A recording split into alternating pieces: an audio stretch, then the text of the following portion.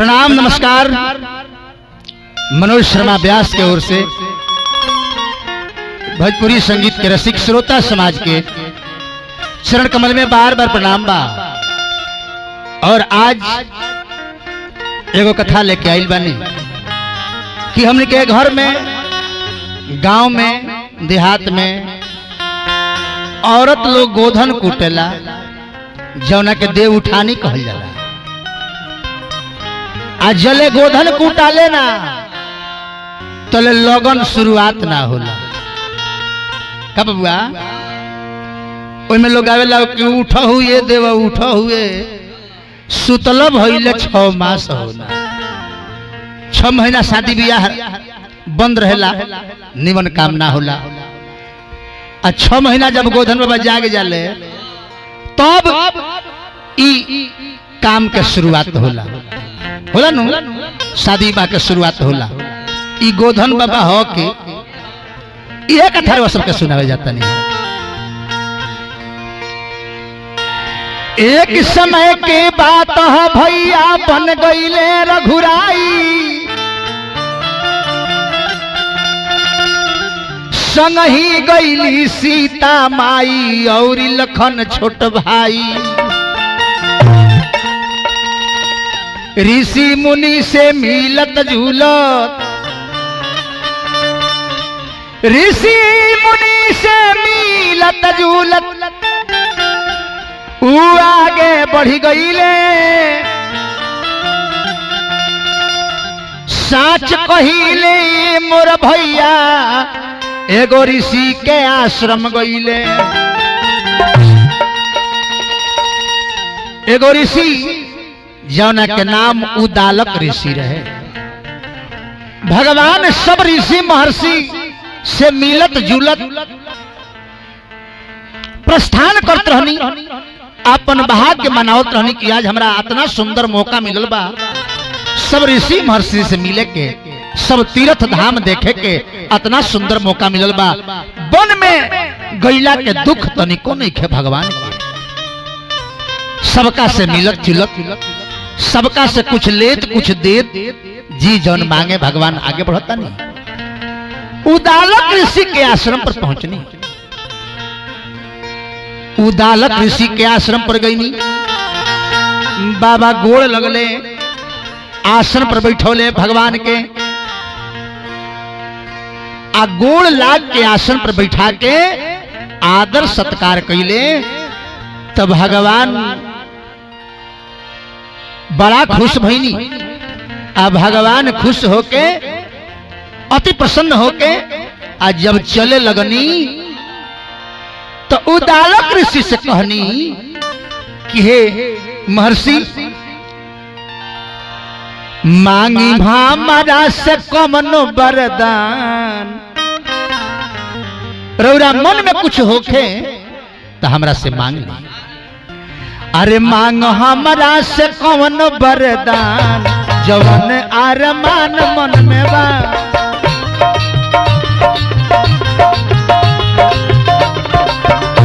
मांगो हमरा से जवन वरदान, जवन अरमान मन में बा।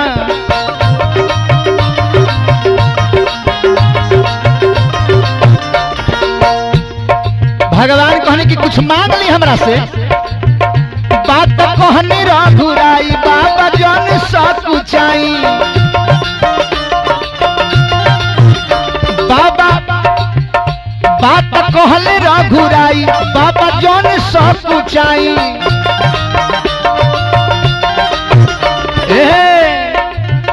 रौरा बानी तपस्वी महान, रौरा बानी तपस्वी महान, जवन अरमान मन में बा।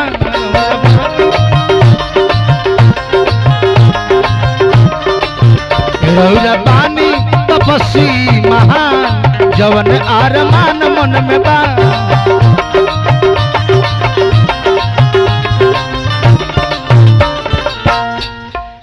कहनी भगवान के कुछ वरदान मांग ली है ईश्वर। तो उदालक ऋषि कहल कि हे भगवान, यदि हमरा पर खुश बानी रौरा तो हम मांगो तनी तो दे। भगवान कहने की अवश्य मांगो। तो कहलन कि इहे हमरा के वरदान दी कि रौरा ब्याह करा दी अपने जननवा से। हे भगवान रौरा हमरा के वरदान देवे के चाहता नहीं तो अपना धर्म पत्नी से हमार विवाह करा दे। भगवान कहने की हाय रे है ठीक बा, अब तो हम वचन हार गइल बानी, तार विवाह हम कराई, बाकी आज ना। भगवान एगो ऐसन व्यक्ति बानी, भगवान ऐसन कृपालु हैं कि हर आदमी के सोचल पूरा करी ले। भगवान कहने कि आज ना विवाह कराई, एकरा खातिर तहारा हमरा आई सीता के दोसर जन्म लेवे के पड़ी। ए बबुआ द्वापर युग आइल आ ओही द्वापर युग में उहे ऋषि बाबा, उहे भगवान कन्हैया आ उहे सीता फिर अवतार लेता नहीं। राम जी आईनी कृष्ण रूप में,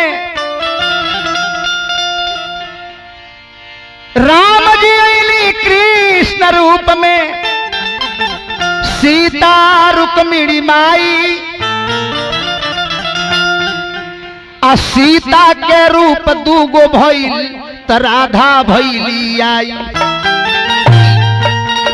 भगवान राम कृष्ण हो गई नी आ सीता के दूगो रूप धारण कैली। सीता एक रूप में रुक्मिणी और एक रूप से राधिका।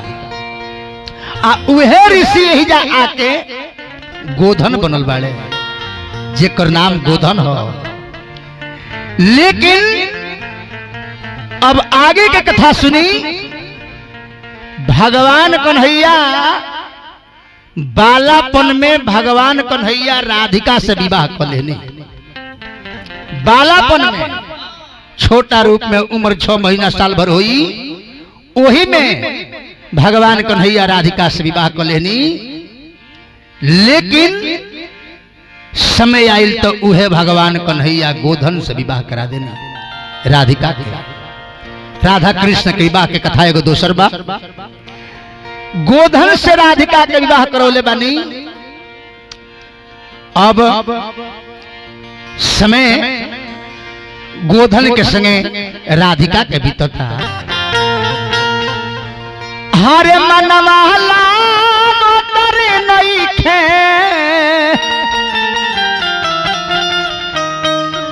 कान्हा बिन राधा प्यारी के। भगवान कन्हैया बिना मन बेचैन रहता। अरे मनवा लागत नइखे अरे बिना कृष्ण कन्हैया के।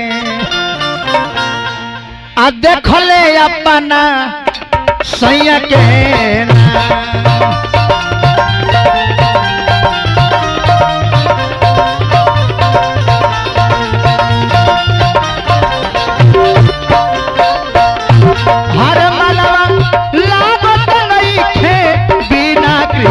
कन्हैया के देखली अपना सैया के ना।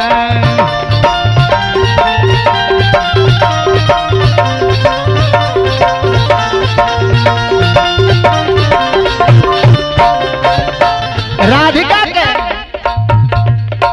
मनवा रहेला बेचैन हरदम बरसता नैन मनवा।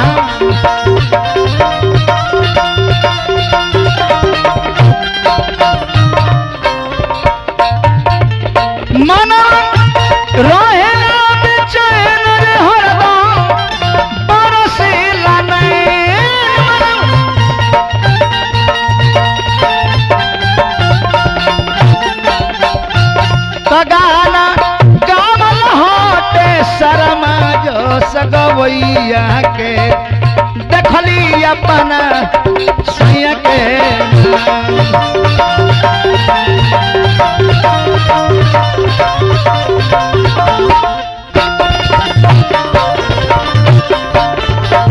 राधिका बेचैन रहतारी भगवान कन्हैया बिना। ऐने भगवान कन्हैया के कृपा से गोधन तो भइल बड़े, लेकिन ई ना मर्द में बड़े ना औरत में बड़े। रूप तो मर्द के बा, लेकिन काम मर्द के नहीं खे आ काम औरतों के नहीं खे, बीच बीचवा हो गइल बड़े। ई बात केहू जानल ना। राधिका के विवाह हो गईल और राधिका समय बितावतारी। अब दिन में सारा गोप गोपी के साथ गोधन भी गाय चरावे चल जाता रहे। अब भगवान कन्हैया से राधिका आग्रह करके बुलावतारी तो भगवान कन्हैया जाता नहीं। लेकिन असही दिन कोबले कोटी राधिका एक बार आग्रह कैली, अर्जी कैली, प्रार्थना कैली भगवान कन्हैया से, कहली कि हे कान्हा ई खेल कबले हुई। कबले एगो गीत होने के रहे, बन जा जीवन भर के मीत छुप छुप के मिलल ठीक नहीं खे। ए बबुआ उहे राधिका जी कहतारी कि कहिया ले बनैब ये कान्हा जी, हे कान्हा कहिया बनैब कान्हा, हर जीवन के साथी हो जुड़ाई दो न हो, अरे जुड़ाई दो न हो। कल की जीवन साथी कबले बनैब, शादी तो हमने के भइल बा, लेकिन दिन दूसरा संगे कटता। अरे जुड़ाई दो न हो ये कान्हा सुन हमर छाती,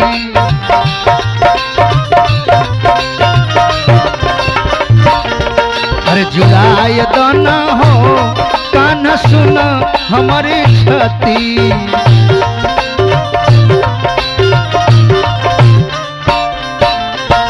हमके बना लो अपन, हमके बना लो अपन, हर जीवन के साथी जुड़ाई दो न हो ये कान्हा हमारो सुन छाती।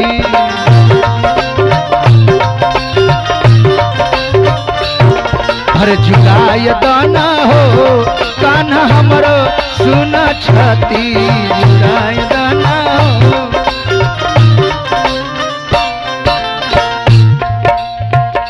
कान्हा से कोई जोड़ के कोहे राधा प्यारी,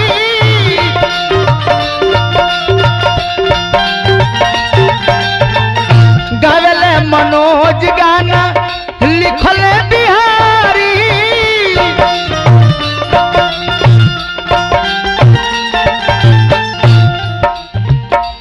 हे कान्हा लालसा पूरा द हमार बात जवन बाकी, जुड़ाय दो न हो सुन कान्हा हमर छाती।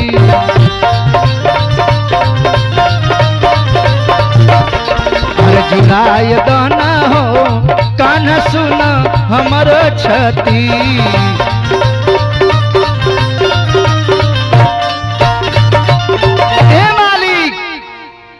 भगवान कन्हैया के पूजा होखे लागल। सारा गोप गोपी भगवान कन्हैया से खुश रहे लागल और भगवान कन्हैया के चर्चा गोप गोपी में प्रशंसा होखे लागल। लेकिन ई बतिया गोधन के नीमन ना लागे। गोधन कहे कि रे तहनी के ओकरा के पूजा करता रुसन, हम खराब लागत नहीं, हमार पूजा करो से हमार। भगवान कन्हैया कहनी जे एगो काम कर लो, तारा लोग कह लोगिन कि चलो आज से हमनी के कृष्ण के पूजा ना करब सन, आज से तोहरे पूजा होई। आ लेके चलो लो पहाड़ पर ओकरा के, आ पूजा के सामग्री बता देने कि ले चलो लो है गोबर, मीठा, चाना, अक्षत, सिंदूर सब ले चलो लो। आ ओकरा के चारों ओर से ओकरा के कहलो कि जे गोबर में बैठी ओकरे हमनी के पूजा करब सन। बस ओकरा के गोबर में बैठा के पूजाए खातिर तो लोग कहां से कहां बैठ जाला। गोबर में बैठा दिहल लोग आ ऊपर से मुड़िया में हड़िया पहना दी लोग आ हड़िया पहना के ओकरा के टिक के आप भगवान कन्हैया के निक अब देरी का कोले बड़ू सन बस उहे कूट दी लोग आ जब गोधन मरे लागल तब भगवान कन्हैया लगवा गईनी कहनी कि का मांगत रह तो कहलस कि अब का देबो हमरा ए खाली तो मंगनी तो ऐसा देहल जे भेंटो ना भइल अब का देवे के चाहत रह तो कहले भगवान कन्हैया कि का मांगत रह तू मांगो तो कहलस गोधन कि हमरा के ऐसा चीज दो कि सारा नवजुवती के पहले हम देखी आ तबे ओकर पति देखस भगवान कन्हैया कहने की जाय सन के हुई कौनो भी कुमारी के पहले तुम्हें देखबो तब उनकर पति देखी हैं तो हमने क्या देख ले हो खब गोधन कुटाले तो हमने के घर के नवजुवती लोग या विवाहिता लोग अविवाहिता लोग सारा लोग मिल के आ गोधन के कुटेला तब ओकर विवाह होला कलश की भगवान कन्हैया कहने की जा पहले तोहरे पूजा लोग करी तब ओकर विवाह होई तो वह लोग गोधन कुटेला ओकर लगन चल हमने इहो सुन कि गोधन पराई लोग खस आ जेकर विवाह ना होत होखे आ केहू से देखावल ना जाओ गोधन के लोग तड़प जाला फान जाला तो ओकर लगन जाग जाला इहे भगवान कन्हैया के दिन हो प्रेम से बोली श्री कृष्ण भगवान की